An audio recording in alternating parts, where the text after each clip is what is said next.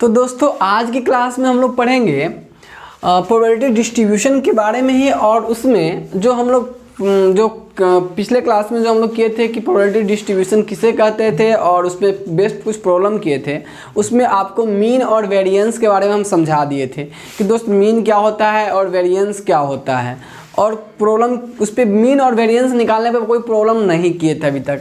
तो दोस्त आज की क्लास को हम लोग कंटिन्यू करेंगे और मीन और वेरिएंस से रिगार्डिंग प्रॉब्लम करेंगे। तो लेकिन सबसे पहले आपको बताया था पिछली क्लास में कि अगर आपको मीन और वेरिएंस निकालना है तो उसके लिए प्रोबेबिलिटी डिस्ट्रीब्यूशन टेबल हमें चाहिए होगा, और उसके लिए आपको क्वेश्चन को समझ के प्रोबेबिलिटी डिस्ट्रीब्यूशन निकालने आना चाहिए, जिसके लिए हम लोग सारे काम कर रखे हैं। तो आइए एक प्यारा सा क्वेश्चन के साथ शुरुआत करते हैं, और आज उन्हीं क्वेश्चन के लिए पहले प्रोबेबिलिटी डिस्ट्रीब्यूशन टेबल निकालेंगे और उस टेबल के लिए मीन और वेरिएंस कैलकुलेट करेंगे हम लोग। तो दोस्त चलिए शुरू करते हैं, और आप देख रहे हैं polytechhub.com, है कि नहीं। चलिए ठीक है दोस्त, तो क्वेश्चन है हमारे पास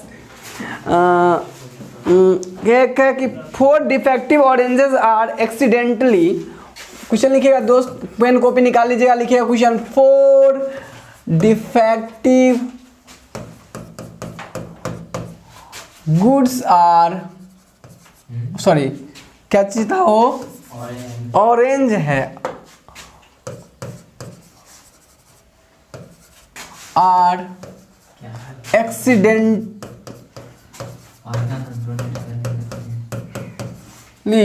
एक्सीडेंशियली मिक्स विथ 16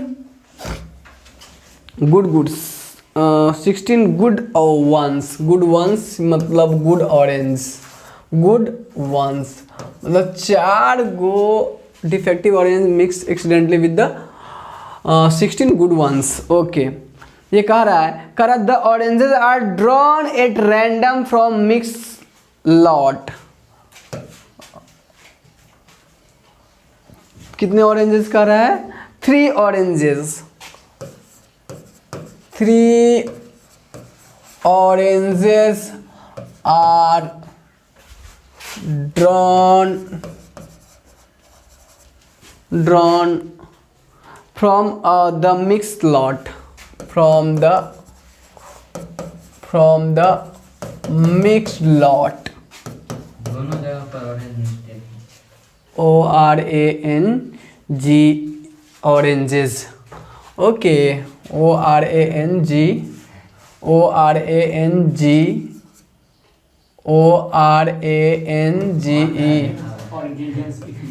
ओके, हाँ सही कर लीजिएगा दोस्त इसको, drawn from the mix lot. Okay, now कहता है क्या, find the probability distribution of x, find the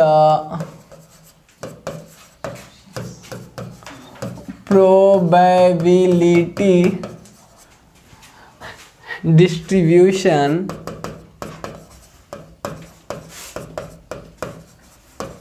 of x। बचपन में हम लोग इस तरह की गलती भी ढूंढ लेते थे तो समझते थे कि क्या बात है, हम लोग कितने काबिल है, सर तो गलती ढूंढ लिए, सर तो गलती कर दिए थे, है ना। बचपन की बात ही कुछ अलग थी, मज़ा आ जाता था। एक वर्ड स्पेलिंग अगर गलती मिल गया तो लगता था कि आज हम लोग ना टॉप कर गए, है कि नहीं, वो फील ही कुछ अलग रहती थी। Find the probability the number of defective oranges x, the number of defective oranges, the number of defective oranges. ठीक है दोस्त, अच्छा हाँ यहाँ तक दोस्त ये क्वेश्चन को देखिए और पढ़िए, एग्जैक्टली कलेक्ट कराया हो क्वेश्चन की, सिमिलर टाइप के क्वेश्चन है ये, है ना। तो आप कीजिए इसको, और पहले तो इसको पढ़ लीजिए अच्छे से, कहिएगा सर इसमें तो कुछ पता नहीं चल रहा है। तो आप याद करो कि हम आपको क्या सिखाए। आपको कह रहा है कि भाई प्रोबेबिलिटी डिस्ट्रीब्यूशन टेबल बनाने के लिए, प्रोबेबिलिटी डिस्ट्रीब्यूशन एक्स के लिए बनाने के लिए, तो आपको बताए थे कि पहले आप रैंडम वेरिएबल तो मानो, क्या मानो, क्या बताए थे, सबसे स्टार्टिंग में आपको रैंडम वेरिएबल चूज करना है। ठीक है, एकदम सिंपल सा तरीका दोस्त। नंबर ऑफ डिफेक्टिव गुड्स के लिए आपको ये बनाना है, क्या, प्रोबेबिलिटी डिस्ट्रीब्यूशन बनाना है। तो हम लोग क्या कहेंगे, रैंडम वेरिएबल किसको बनाना है, नंबर ऑफ डिफेक्टिव गुड्स को मानेंगे। ये बात समझ में आ रही होगी। तो हम लोग कहेंगे let x is equal to number of defective goods, ठीक है, नंबर ऑफ डिफेक्टिव गुड्स। यहाँ तक तो हम लोग को बात क्लियर हो गई होगी कि भाई ये एक्स मान ली वेरिएबल, क्योंकि हमको पता है कि पहले हमें रैंडम वेरिएबल मानना चाहिए क्वेश्चन में प्रोबेबिलिटी डिस्ट्रीब्यूशन के लिए। तो एक्स हमारा हो गया number of defective goods. Okay दोस्त, अब बात आती है कि एक्स की वैल्यू क्या क्या होगी, क्योंकि उसी वैल्यू पे हम प्रोबेबिलिटी निकालेंगे अगर रिस्पेक्टिव प्रोबेबिलिटी नहीं। तो पहले अब एक्स की वैल्यू क्या क्या हो सकती है, चलिए सोचते हैं। तो बताइए कि हम पूरे मिक्स जो करेंगे, 4 ठो अच्छा वाला था, देखिए 4 जो डिफेक्टिव गुड्स था, सॉरी खराब था, और are accidentally mix with the 16 good ones, जो अच्छे 16 ठो अच्छा था उसके साथ मिल गया किसी भी कारण से, है ना, एक्सीडेंट हो गया, रब्बा रब्बा, है ना, अब मान लो उसी के कारण से मिक्स हो गया, लेकिन फाइनली हमें क्या हुआ, 16 और 4 20 का मिला हुआ रूप मिला। उसमें से 3 ठो निकाले रैंडमली, है ना, ऐसा मिक्स हो गया हुआ, उसमें से निकाला जा रहा है रैंडमली, देख के नहीं कि कौन कौन निमन है कौन कौन खराब है, तभी वहाँ तो प्रोबेबिलिटी होगा ही नहीं, वहाँ पे तो 100% सही हो जाएगा, है ना। प्रोबेबिलिटी होने के लिए यादृच्छिक रूप से निकाला जाना चाहिए, है कि नहीं, है ना। तो हम लोग निकाल रहे हैं उसमें से 3 ठो, ठीक। अच्छा, अब ये 3 ठो संतरा हुआ, हम लोग कहे कि देखिए भाई कि ये जो x है ये डिफेक्टिव गुड्स है, हमको पता है ऑलरेडी कि रैंडम वेरिएबल एक फंक्शन होता है, इसलिए आपको पहले स्टार्टिंग क्लास में ना फंक्शन बहुत प्यार से समझाए थे कि दोस्त ये फंक्शन होता है एक मशीन, है कि नहीं, और इस मशीन में हम डाल देंगे तो ये हमें बता देगा। तो हम क्या कर रहे हैं कि हमको निकालना कि नंबर ऑफ डिफेक्टिव गुड्स, तो हम क्या करेंगे, आँख मूंद के निकालेंगे संतरा 3 ठो उसमें से, ठीक है, थैला में से जो मिला हुआ उसमें से, और कहेंगे मशीन लो, ठुक दिए जादू से कि 3 ठो डाल दिए तुम में, और तुम बताओ इसमें से कै गो घटिया वाला निकला है ऑरेंज। ये गिनेगा तो ये क्या करेगा, 3 गो आप डालिएगा तो ज़्यादा से ज़्यादा हो सकता है कि तीनों निमन के रहा हो, है ना। तो ये कहेगा देखिए अगर तीनों निमन है तो हम कहेंगे कि एको को डिफेक्टिव गुड्स नहीं है, मशीन कहेगा कि 0 डिफेक्टिव गुड्स नहीं हो सके। तो अगर इसमें जब 3 ठो दिए मशीन को, कहेंगे बताओ क्या वो डिफेक्टिव गुड्स है, 3 को जब निकाले तो उसमें से डाल दिए मशीन में, यानी जो हमारा रैंडम वेरिएबल है वो जो हमारा फंक्शन होता है उसमें जैसे 3 ठो डाले ऑरेंज, तो ये कहा कि एक को डिफेक्टिव गुड नहीं है, ये एक संभावना है। एक ऐसा हो सकता है कि इस मशीन में डाले तीनों डिफेक्टिव गुड्स, मतलब जो गुड्स डाले यानी जो ऑरेंज डाले, जो ऑरेंज जैसे ही डालेंगे तो हो सके उसमें एक होगा, तो मशीन क्या करे, वही तो गलती को काउंट करने के लिए मशीन बनाया है कि डिफेक्टिव गुड्स बताने के लिए। तो ये कहेगा देखिए एक वो डिफेक्टिव गुड्स है 3 में से। ऐसा हो सकता है कि वो कहेगा नहीं 2 गो है, फिर डालेंगे तो ऐसा हो सकता है वो कहेगा 3 गो है। यही तो पॉसिबिलिटी है रैंडम वेरिएबल की, यही मशीन काम करके दे सकता है। अब आप लोगों को ये बात अच्छे से हजम हो रही होगी, पहले तो हजम नहीं हुआ स्टार्टिंग में, क्योंकि स्टार्टिंग वाला कुछ अजीब सा लगता था कि क्या रैंडम वेरिएबल कैसे कैसे जोड़ना था, दिक्कत लगता है। लेकिन अब जैसे जैसे 1-2 लेक्चर आप देखे होइएगा, अब धीरे धीरे ये सब चीज़ हजम होने लगी होगी। दोस्त देखिए अब क्या होगा कि हमारे पास रैंडम वेरिएबल की वैल्यू पता चल गई है, क्या 0 1 2 3।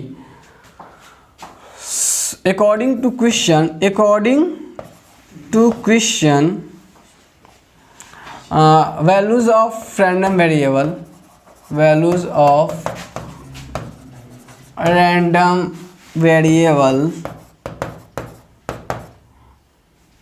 R क्या हो जाएगा, कितना 0 1 2 3। इससे ज़्यादा हो सकता है क्या? अब 3 को निकालेंगे तो 4 को गलती थोड़ी ना हो सकता है ना। तो 3 को निकाल लो तो उसी में से कहीं 1 2 0, यही चीज़ संभव है, यही संभावना है। तो मान ली रैंडम वेरिएबल की वैल्यूज हमारे पास आ जाएगी 0 1 2 3। ओके हो, अब ये बात तो समझ में आ गया। तो हम जैसे ही ये मिलेगा रैंडम वेरिएबल, फटाक देवर क्या बनाएंगे, एक बनाएंगे राइट साइड में टेबल। राइट साइड में क्यों? क्योंकि कॉपी के लेफ्ट साइड में हम उसका प्रोबेबिलिटी भी तो निकालेंगे, है ना। तो राइट साइड में टेबल बनाइएगा, है ना। ओके एक टेबल बनाएंगे, ये होगा x और ये होगा px। आप अब देखिए हमारे पास 1 2 3, यानी हमारे पास क्या क्या है रैंडम वेरिएबल 0 1 2 3। अच्छा हो, अब मामला आता है कि जब प्रोबेबिलिटी निकालिए व्हेन x इक्वल टू 0, मतलब ये क्या कह रहा है, ये कह रहा है उस समय प्रोबेबिलिटी निकालिए जब कोई भी डिफेक्टिव 3 को निकाले, तीनों का तीनों क्या हो, सही हो। तो हमको पता है कि प्रोबेबिलिटी निकालने का तरीका एकदम सिंपल है, नीचे पूरा सिंपल स्पेस रख दीजिए, नीचे पूरा। अच्छा, तो हमें सिंपल स्पेस बनाने आता है। कल भी एक क्वेश्चन किए थे हम लोग टास्क के पत्ता वाला, जो 52 पत्ता में से 2 निकाले थे, तो कितना था 50। 52 पत्ता में से 2 निकालने का तरीका क्या होता था, 50C2। अच्छा, अभी बताइए कि 4 गो नीमन वाला था और 16 तो खराब वाला था, सॉरी 16 नीमन वाला था, 4 गो खराब था। एक्सीडेंट ऐसा हुआ कि उल्टा पलटी हो जा रहा है कि नहीं। चलिए, तो ये कितना टोटल है 20, अब कितना है 20, यानी 20 को टोटल हो गया। इसमें से 3 ठो निकालते हैं रैंडमली, तो 20 को में से 3 को निकालने का कितने तरीका हो सकता है, तो 20C3, जस्ट लाइक कल वाला सवाल की तरह एकदम same to same photocopy. ठीक है दोस्त, ये हो जाएगा 20C3। मतलब आप ये ध्यान में रख लीजिएगा कि पूरा टोटल सैंपल स्पेस हमारा हर समय ये नीचे में यही रहने वाला, हर केस में। ये बात क्लियर हो गया दोस्त। तो 20C3 हमारे पास आ गए सैंपल स्पेस। ओके, अच्छा, इसकी एनालिसिस और भी डेप्थ में हम करने जाते हैं अगर हम आपको प्रोबेबिलिटी बताते हैं। यहाँ प्रोबेबिलिटी डिस्ट्रीब्यूशन पे मेन चर्चा करना है ना, तो ये आप 20C3 से ही अभी सब्र कर लीजिए, है ना। समझ में आ रहा है ये। अब देखिए, अब बात करते हैं हम लोग कि जब एक भी डिफेक्टिव गुड नहीं होगा, मतलब जो भी गुड या कहता ऑरेंज नहीं निकल रहा है, इसका मतलब है कि 3 को निकालेंगे और तीनों सही हो। इसका मतलब है कि हमारे पास 4 ठो खराब वाला है, 16 ठो सही वाला है। इसका मतलब तीनों का तीनों कहाँ से निकल रहा है, 16 वाला से निकल रहा है। इसमें से कितना निकल रहा है, 0। इसमें से कितना निकल रहा है, इसमें से हंस कह रहे हो बबुआ। देखो बाबू, ये क्या हो जाएगा 4C0। क्या क्लियर है दोस्त, इसमें से कुछ भी नहीं निकल रहा है। तो हम चाह रहे हैं कि 4 सनल वाला एक को ना निकले और नीमन वाला तीनों निकले, यही तो हमारे कंडीशन कह रहा है। तो ई और ई दोनों चाहिए हमको, तो इनटू क्या है कि नहीं, एंड तो ये हो जाएगा कितना 4C0 इंटू 16C3। ये तो 1 होता है, NC0 कितना होता है 1 नहीं हो, तो ये हमारा इसके प्रोबेबिलिटी आ जाएगा। तो आप लोग फटाफट इतना तो आपको निकालना आता ही है, क्योंकि पिछले क्लास में भी हम आपसे डिस्कस किए थे। कॉम्बिनेशन आप लोग को आ रहा है, जल्दी से इसको कैलकुलेट करके हमें बताइए कि इसका कितना वैल्यू आ रहा है। चलिए, अब बात करते हैं आगे। अब क्या करना है बाबू, इसका प्रोबेबिलिटी के लिए तो हम बात कर लिए। दोस्त फटाफट कैलकुलेट करो आप लोग भी और बताओ हमें कि कितना आ रहा है। कितना आ रहा है 28/57। बहुत बढ़िया, ठीक है, ये आ गया 28/57। पहला हमारा टेबुलेशन क्लियर हो गया प्रोबेबिलिटी डिस्ट्रीब्यूशन का। दोस्त अब बात करते हैं Px = 1। ठीक है, अब देखिए नीचे में तो वही होना है जो मंजूर खुदा होगा, है ना, 20C3 है कि नहीं। अच्छा दोस्त, यहाँ तक कोई दिक्कत नहीं। अब बात करते हैं कि एक डिफेक्टिव गुड, ये कह रहा है कि भाई आप बताइए कि ए को निकालना चाहिए खरबका वाला। तो हम कहते हैं अरे भाई अच्छा, मतलब 3 को निकाल रहे हैं तो 16 गो है इधर, इधर 4 गो है, इसका मतलब ए को इसमें से निकालना चाहिए। तो 4C1 में से इतने तरीका से वो गलती निकल सकता है। अच्छा, और 16 में से 2 को अब कैसा निकालना चाहिए, अब भाई 3 को निकालिए रहे हैं, ए को खरबका निकालना है, तो इसका मतलब 2 अच्छा निकालना है, तो 2 इसमें से निकलेगा। और 2 निकालने का 16 में से इतना तरीका हो सकता है, और दोनों हम चाह रहे हैं कि एक वो अच्छा वाला और 2 खराबका वाला, तो ये निकले। तो इसका मतलब क्या हो गया 4C1 इंटू 16C2। अब 4C1 का मान 4 होता है कि नहीं। तो आप आपको कैलकुलेट करने आता है, ऐसे अभी कैलकुलेट करके बताइए हमें कि कितना आ रहा है। कितना आ रहा है बाबू, देख लीजिए सही से, सही है ना हो, क्योंकि लास्ट में चेक करेंगे, सबको जोड़ के मान आना चाहिए, है ना। ठीक है, ये आपके अनुसार है, हम अपने ऊपर रिस्क नहीं लेना चाहेंगे। कैलकुलेशन आपको भी आती है ना, आप सबको कैलकुलेशन आती है, चेक कर लीजिएगा, है ना।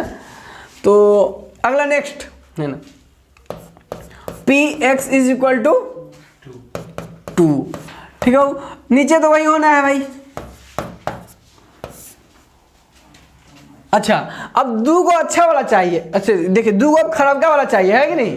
अच्छा, इसका मतलब 3 गो में से 2 को अच्छा वाला हो गया, मतलब 1 खराब वाला, सॉरी 2 खराब वाला है, 1 अच्छा वाला नहीं। दो गो खराब वाला और एगो अच्छा, तो 4 गो खराब है, उसमें से 2 गो खराब वाला चाहिए नहीं, 16 गो निमन उसमें से एगो चाहिए। तो बताइए कितना आया। अच्छा कितना आ रहा है 8/95। हाँ बाई में सेम रहेगा। अब x = 3,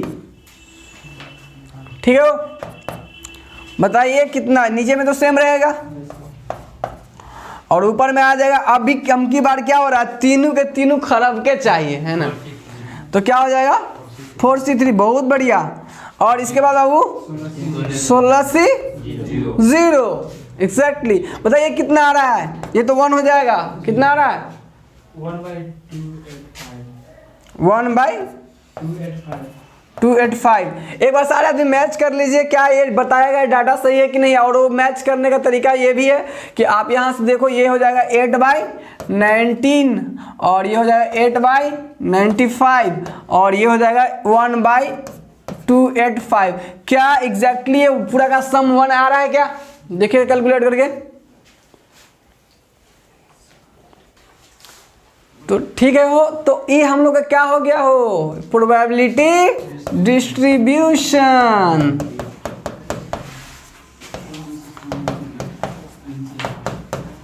अब तो हम लोग कंफर्ट हो गए हैं प्रोबेबिलिटी डिस्ट्रीब्यूशन लिखने में। समझ में आया कि नहीं, सो हमें ज़रूर बताइएगा। आई थिंक कि आप सबको प्रोबेबिलिटी डिस्ट्रीब्यूशन समझ में आने लगा होगा और ये प्रोबेबिलिटी डिस्ट्रीब्यूशन टेबल हमें बनाने आ गया है और इस पर ठीक ठाक क्वेश्चन भी हम लोग कर लिए हैं। अब बढ़ते हैं दोस्त, ये प्रोबेबिलिटी डिस्ट्रीब्यूशन के लिए अगर हमें कह दिया जाए कि इसी क्वेश्चन में कह दिया जाता कि also find and mean and variance for the distribution, है ना। इसमें इतना तक के बाद ये क्वेश्चन इतना ही था, हम लोग ऐड कर लेते हैं आल्सो फाइंड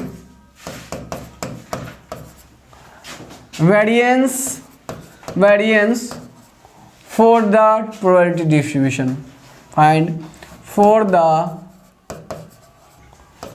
probability PD लिख लेते हैं ना, PD probability distribution। इस probability distribution के लिए आपको क्या पता करना है दोस्त, वेरिएंस। हम इसलिए खाली वेरिएंस लिखे हैं क्योंकि वेरिएंस जब करने जाइएगा ना तो बिना मीन निकालने तो काम होना ही नहीं है, तो साथ में तो आपको मीन निकालना ही पड़ जाएगा, है ना। क्लियर है, तो इसलिए खाली वेरिएंस लिख लिए है, बाकी आपको मीन तो ऐसे भी निकालना पड़ेगा। हो सके वो मीने भी पूछ लेते हैं पर भी कोई दिक्कत नहीं, क्योंकि मीन निकालने तो हमें आ ही जाएंगे। चलिए तो अब एक काम शुरू करते हैं। इसी क्वेश्चन के लिए हम टेबल तैयार कर लिए हम लोग, अब इस टेबल के लिए काम करना शुरू कर लेते हैं। चलिए एक न्यू पेज लेते हैं, उसमें काम करते हैं वेरिएंस के लिए, ठीक है।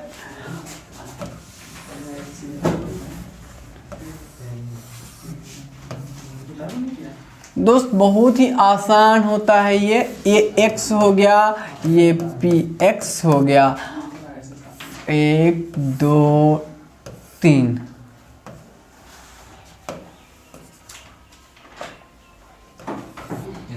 ये 0 था, 1 था, 2 था, 3 था। दोस्त ये कितना था बताओ जरा, बोलो जल्दी जल्दी। 28/, हाँ बाबू आगे बोलो। 8/19 बहुत बढ़िया।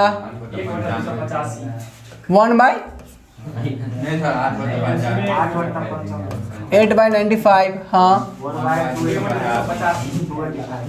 1/285, बहुत बढ़िया। ठीक है दोस्त, ये हो गया आपका टेबल, ठीक है। अच्छा अब बताइए कि हम लोग जानते हैं कि पहले मीन निकालना पड़ेगा, तो नाउ जो डिस्ट्रीब्यूशन टेबल है उसके लिए हम लोग मीन के फॉर्मूला, कल की अगर क्लास आपको याद होगा तो मीन बराबर हम लोग क्या पढ़े थे, मीन यानी म्यू बराबर जो हम लोग पढ़े थे वो पढ़े थे सिग्मा, है ना। अच्छा रुकिए नीचे लिखते हैं, कारण कि टेबल अगर हमको बनाना पड़ेगा ना तो हम लोग यहीं पे बनाएंगे। देखिए हम लोग मीन बराबर क्या पढ़े थे बाबू, मीन बराबर म्यू बराबर पढ़े थे सिग्मा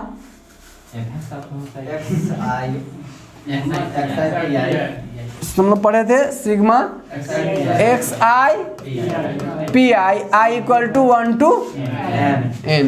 क्लियर। चलिए तो अब शुरू हो जाते हैं और देखते हैं कि एक्स आई पी आई करना है। हो एक्स आई हमारे पास है, पी आई हमारे पास है, रिस्पेक्टिव गुना करना रहता है। तो शुरू हो जाते हैं इस फॉर्मूला से और निकालते हैं। एक टेबल बना लीजिए, इसमें एक टेबल और बना लेंगे। ये टेबल वाइट वाला से बनाते हैं हम लोग। एक और टेबल क्या बना लें? हाँ, एक्स आई पी आई का टेबल बनाना है। बहुत आराम से क्या करना है, कुछ नहीं करना है भाई। 0 इंटू का 28/57, 1 इंटू का 8/19, 2 इंटू का 8/95 और ये क्या हो जाएगा 3 इंटू का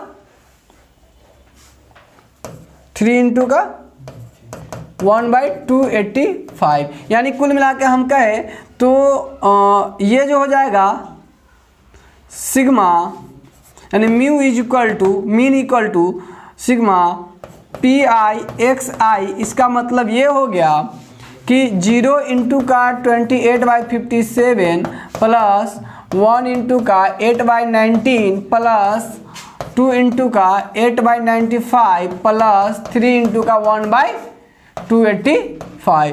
बाबू पूरा बताओ कितना आ रहा है। इसकी कैलसी आप यूज कर सकते हो, कैलकुलेटर फटाफट बताओ कितना आ रहा है बाबू, जल्दी से बताओ ये क्या आ रहा है कैलकुलेट करके। तो कैलकुलेट करके जैसा बता रहे हैं कि ये 3/5 आता है और क्या आ रहा है 0.6 आ रहा है। तो मीन हमारा निकल गया। ये तो हमारे पुराने वाला जो फॉर्मूला था उससे भी आसानी तरीके से मीन निकल गया है कि नहीं। अच्छा वो हमें लेकिन मीन तो निकालना नहीं था, हमें निकालना था वेरिएंस नहीं। और वेरिएंस के फॉर्मूला जो हम लोग बात किए थे कि वेरिएंस बराबर क्या होता है, वो वेरिएंस इज इक्वल टू क्या होता है सिग्मा स्क्वायर होता है। और ये क्या होता है सिग्मा ऑफ क्या होता है एक्स आई माइनस म्यू है ना, म्यू का होल स्क्वायर है इंटू पी आई। यही था वो, यही था। अब चलिए अब एकदम सिंपल सा म्यू तो हमें निकल गया है ना। तो एक काम करते हैं ना, एक देखिए अब अगर आप इसी को अगर और भी अच्छे तरीका से अगर बनाना चाहे टेबुलेटर फॉर्म में, हालांकि टेबुलेटर फॉर्म में ना बनाओ तब पर भी कोई दिक्कत नहीं है, लेकिन आप बना लोगे तो अच्छा रहेगा, बहुत ज़्यादा क्लियरिफिकेशन रहेगा। कैसे कि देखिए पहला आप टेबल आप किसका बना लोगे एक्स आई। तो आपको पता है कि आपका एक्स आई ये वाला है नहीं, x1 x2 x3 नहीं। तो ये क्या है, ये टेबल क्या है एक्स आई माइनस म्यू यानी मीन का होल स्क्वायर। ठीक है यही ना। तो चलिए घटा गए, इसमें क्या हुआ 0 माइनस का म्यू का मान कितना आया है 0.6 का होल स्क्वायर। ये क्या आ जाएगा, ये देखिए क्या होगा 1 माइनस का 0.6 का होल स्क्वायर। ये क्या हो जाएगा 2 माइनस का 0.6 का होल स्क्वायर। हाँ हो वो आएगा, लेकिन वो और टेबल बनाना पड़ेगा। तो ये हो जाएगा क्या 0.3 माइनस का 0.6 का होल स्क्वायर। आप चाहो तो इसी टेबल में पी आई से गुना कर लो। पी आई क्या है, पी आई ये है नहीं, इससे इससे इससे इससे नहीं। या चाहो अच्छा मीन वाला हम मिटा दे रहे हैं, आप लोग मीन वाला नोट कर लो, फिर आगे हम यहीं पे वेरिएंस वाला निकालेंगे।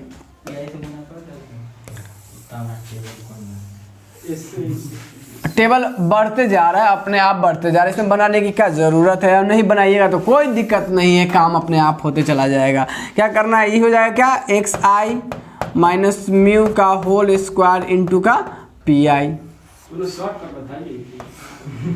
शॉर्ट एक और है, इसमें क्या है बाबू।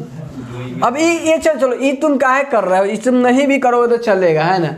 और तुम चाहो तो मान लो इसी चीज़ को डायरेक्ट ऐसे करके लिख सकते थे। मीन तो निकाल लिए थे हम लोग, कितना आया था 0.6। चलो इस चीज़ को अगर नहीं भी करोगे तो काम चल जाएगा। वो क्या होगा बाबू देखो, यहाँ हम लोग कहेंगे वेरिएंस यानी सिग्मा स्क्वायर। टेबुलेटर फॉर्म में आप नहीं लिखना चाहते तो लिखोगे sigma square equal to summation of X I minus mu का होल स्क्वायर इंटू का पी आई। बस एक लाइन में शुरू हो जाओ। क्या करोगे देखो यहाँ 0 माइनस का 0.6 का whole square into P I. P I क्या है 28/57 पहला का प्लस 1 माइनस का क्या होगा 1 माइनस का 0.6 का होल स्क्वायर इंटू का P2 क्या है?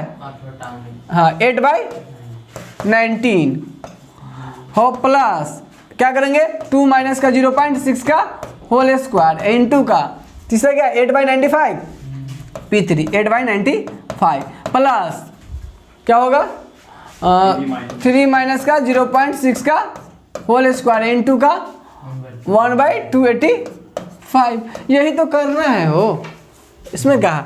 अब इसे कैलकुलेशन करके हमें बताइए कि कितना आ रहा है, और आपको खुद भी करना नहीं, कैलकुलेटर में डाल दीजिए, कैलकुलेटर बता देगा कि भाई तुम्हारा जो ये लफड़ा है वो कितना आएगा, है ना। कितना बड़ा लफड़ा है वो क्लियर करके बता देगा। बताइए कितना आ रहा है आप लोग कैलकुलेट करके हो। तो ये वैल्यू बताया जा रहा है इन लोगों के अनुसार से कि भाई ये कैलकुलेशन आप लोग को भी आता ही, अच्छे तरीके से कर लीजिएगा। ये इनका कहना है कि आ रहा है 0.07। कहो सर इतना छोटा वैल्यू कैसे? भाई ये देखो तो, इसको गौर से देखोगे ना तो ये कम वाला है, ये देखिए ये 1 से कम है, 1 से कम का स्क्वायर और कम हो जाता है। अच्छा ये देखिए ये भी 1 से कम है, 1 से कम से गुना करेंगे तो और कम जाएगा। ये भी 1 से कम है और उसका स्क्वायर करेंगे वो और कम होगा। ये भी 1 से कम है, उसको गुना करेंगे और कम होगा। ये भी कम है, उसको फिर गुना वही कम कम कम कम, ये होते चला गया। जिसके कारण क्या होता है फाइनली जो हमारा जो आंसर आता है, जो रिजल्टेंट आता है वो मिनिमाइज होके आ रहा है। क्या क्लियर है? तो दोस्त ऐसा देख लीजिएगा, आप लोग कैलकुलेशन देख लीजिएगा, ये हमारा आ जाएगा वेरिएंस। दोस्त इसी का स्टैंडर्ड डिविएशन, और हमें बात करें कि स्टैंडर्ड डिविएशन क्या होगा, इसमें तो पूछा नहीं है, लेकिन स्टैंडर्ड डिविएशन पूछेगा तो हम सबको पता है कि स्टैंडर्ड डिविएशन बराबर रूट अंडर वेरिएंस। और ये अगर पूछ लेता तो हम कहते कि देखिए रूट अंडर 0.07 हमारा आंसर होगा ST। क्लियर? अब इसको रूट निकाल लीजिए, कैलकुलेट कर लीजिए। तो दोस्त आज की प्रॉब्लम से हम लोग क्या सीखे? आज की प्रॉब्लम से हम लोग सीखे कि किस तरीके से प्रोबेबिलिटी डिस्ट्रीब्यूशन को टेबुलेट करते हो, तो पहले भी लेक्चर में सीखे थे। और वहाँ से मीन और वेरिएंस और स्टैंडर्ड डिविएशन कैसे कैलकुलेट किया जाता है वो सीखे, जबकि हमें चाहिए थी केवल वेरिएंस। आपको पता है कि वेरिएंस निकालने के लिए मीन निकालना कंपलसरी हो जाएगा। सो डैट दोस्त हम लोग क्या निकाले? वेरिएंस निकाले। दोस्त अब आते हैं नेक्स्ट सेशन पे। नेक्स्ट सेशन हम लोग का क्या होगा? सो देखिए नेक्स्ट सेशन हम लोग का क्या होगा, सो सुनिए। हो आप लोग थोड़ा शांत हो जाइएगा, है ना, नहीं तो अही वाला जो ढोल ताशा जो बज रहा था इतना अही में तो आप लोग का भी हो जाएगा, है ना। हो देखिए ध्यान से देखिएगा, यहाँ बात कर रहे थे हम कि हम लोग अब आ जाते हैं टॉपिक पे कि हम लोग एक्चुअल में जो सिलेबस आप लोग देख रही होगा पॉलिटेक्निक का, उसमें क्या है, उसमें आपको पढ़ना है प्रोबेबिलिटी डिस्ट्रीब्यूशन। ठीक है, प्रोबेबिलिटी डिस्ट्रीब्यूशन। ठीक है दोस्त, ये पढ़ना है हम लोगों को। ठीक है, अब इसमें क्या है दोस्त, ध्यान से देखिएगा कि ये जो हमारे पास प्रोबेबिलिटी डिस्ट्रीब्यूशन है ये एक्चुअली में 2 प्रकार के होते हैं। आपको बताया था कि जो रैंडम वेरिएबल होता है वो 2 प्रकार के होते हैं। एक देखिए अभी तो जितना भी घटना हो रहा है उस सब में रैंडम वेरिएबल हीरो है। देख लीजिए गौर से, रैंडम वेरिएबल आपका सही है तो प्रोबेबिलिटी उसके रिगार्डिंग निकाल दीजिए, प्रोबेबिलिटी डिस्ट्रीब्यूशन कंप्लीट। तो पर आपको बताया था जो रैंडम वेरिएबल होता है वो 2 प्रकार के होते हैं। कितने प्रकार के? 2। एक डिस्क्रीट रैंडम वेरिएबल और एक कंटिन्यूअस रैंडम वेरिएबल। ये 2 प्रकार के आपको बता रखे हैं, डिस्क्रीट और कंटिन्यूअस, दोनों का मतलब क्लियर है। अच्छा, डिस्क्रीट के लिए जो हम प्रोबेबिलिटी डिस्ट्रीब्यूशन निकालेंगे वो डिस्क्रीट प्रोबेबिलिटी डिस्ट्रीब्यूशन हो जाएगा, और जो कंटिन्यूअस रैंडम वेरिएबल के लिए प्रोबेबिलिटी डिस्ट्रीब्यूशन निकालेंगे वो क्या हो जाएगा? कंटिन्यूअस प्रोबेबिलिटी डिस्ट्रीब्यूशन हो जाएगा। एकदम बात क्लियर है। अच्छा, तो हम लोग को बात प्रोबेबिलिटी डिस्ट्रीब्यूशन हमारे 2 प्रकार के, एक डिस्क्रीट प्रोबेबिलिटी डिस्ट्रीब्यूशन और दूसरा है कंटिन्यूअस प्रोबेबिलिटी डिस्ट्रीब्यूशन। ठीक है, अब देखिए एक डिस्क्रीट प्रोबेबिलिटी डिस्ट्रीब्यूशन और एक कंटिन्यूअस। तो डिस्क्रीट रैंडम वेरिएबल के लिए जो प्रोबेबिलिटी डिस्ट्रीब्यूशन निकाला जाएगा वो होगा डिस्क्रीट प्रोबेबिलिटी डिस्ट्रीब्यूशन, और कंटिन्यूअस रैंडम वेरिएबल के लिए जो प्रोबेबिलिटी डिस्ट्रीब्यूशन निकाला जाएगा वो हो जाएगा कंटिन्यूअस प्रोबेबिलिटी डिस्ट्रीब्यूशन। ठीक है, अब देखिए मामला समझिए, कि जितना भी प्रोबेबिलिटी डिस्ट्रीब्यूशन था ना हम लोग बांट लिए। एगो जितना भी प्रोबेबिलिटी डिस्ट्रीब्यूशन पूरा हम लोग का जो भी हमारे आसपास जितनी घटनाएं हो रही थी प्रोबेबिलिटी डिस्ट्रीब्यूशन के रिगार्डिंग उसको बांट लिए कि एगो डिस्क्रीट वाला जो सब उसको अलग कर दिए, एगो कंटिन्यूअस वाला था उसको अलग कर दिए। ठीक है, तो हमको दोनों को अलग अलग पढ़ने समझने गए। बांटने क्यों? क्योंकि ताकि बात सब हमको ज़्यादा क्लियर समझ में आए। ठीक है, अब बात करते हैं जो डिस्क्रीट रैंडम प्रोबेबिलिटी डिस्ट्रीब्यूशन है उसके अंतर्गत जो हम लोग फिर फर्दर बांटे कि ये किस किस तरीके के और हो सकता है जिसका स्टडी आसानी से हो जाए, तो उसका एक नाम दिए। एक है बाइनोमियल प्रोबेबिलिटी डिस्ट्रीब्यूशन।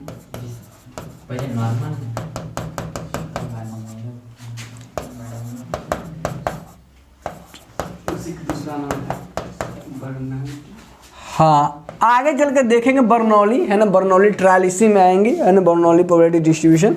अच्छा, दूसरा क्या है दोस्त? एक है हमारे पास पॉइजन्स प्रोबेबिलिटी।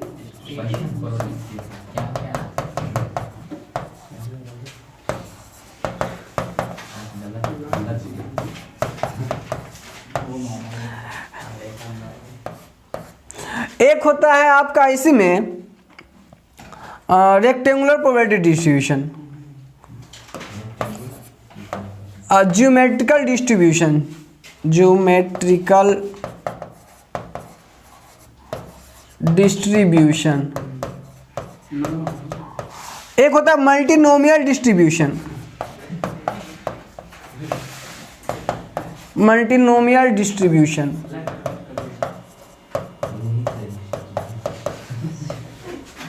ठीक है, वो हो तो ये हो गया क्या, ज्योमेट्रिकल डिस्ट्रीब्यूशन, मल्टीनोमियल डिस्ट्रीब्यूशन। अब POI होता है, वो POI इसको थोड़ा सही कर लीजिए। POISSONS। ठीक है, वो इसको सही कर लीजिएगा, ठीक ना। मैं तो कहेगा मास्टरवा को पॉइजन भी लिखने नहीं आता है कि नहीं। चलो ठीक है, अच्छा कोई नहीं दोस्त, मेन फैक्ट पे आइए, फैक्ट पे। ठीक है, अच्छा बात करते हैं दोस्त यहाँ से आगे। देखिए ये जो डिस्ट्रीब्यूशन है, हमें कहोगे सर ये क्या सब लिखा रहे हैं, सब हमारा सिलेबस में कुछ है ये नहीं है पढ़ने के लिए, आप ज्योमेट्रिकल, मल्टीनोमियल, है ना, रेक्टेंगुलर, ये सब क्या आप कह रहे हैं? देखिए कुछ कहने की जरूरत नहीं है, ये सब ऐसे ऐसे 100 डिस्ट्रीब्यूशन इसके अंतर्गत आते हैं। अच्छा अभी बात होता है कि हम लोग क्या पढ़ना है वो हम लोग समझेंगे, लेकिन पहले ये देखिए ये सब इसी चीज़ का पार्ट होता है। इसमें बहुत सारे डिस्ट्रीब्यूशन टाइप होते हैं जो डिस्क्रीट वेरिएबल के लिए होते हैं, ठीक है, जिसको डिस्क्रीट प्रोबेबिलिटी डिस्ट्रीब्यूशन कहते हैं। अच्छा कंटिन्यूअस में जो होता है वो हमारा है नॉर्मल डिस्ट्रीब्यूशन, नॉर्मल डिस्ट्रीब्यूशन, ठीक है, स्टूडेंट टी डिस्ट्रीब्यूशन,